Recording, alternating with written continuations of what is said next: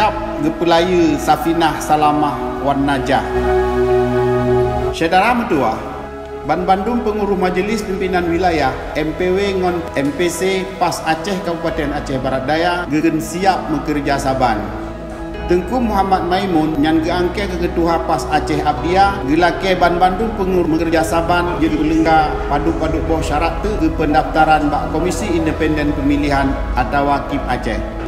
Syarat-syarat perle mangajut ke ikut pemilu lagi KTP ngon kelengkapan administrasi lain di Nanggro Bruksi Gupainyan karap lengka 100% ken Tengku Maimun. InsyaAllah anak triple Ban Bandung syarat nyanka lengka.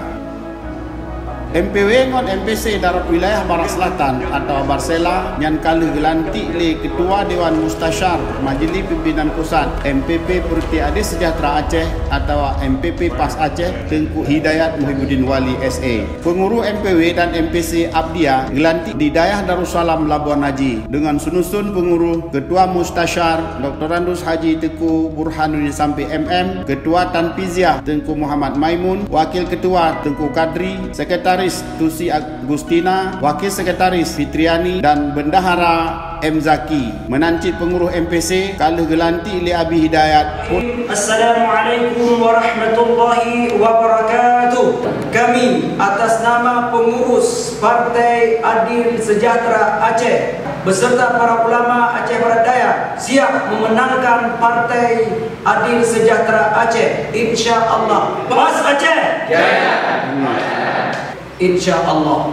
Allahu Akbar. Allahu Akbar. Deputi Ali Hamdan Budiman, Rod Wilayah Belang Pidi. Kepada para pendukung Partai PAS Aceh, boleh dua subscribe channel kami. Assalamualaikum warahmatullahi wabarakatuh.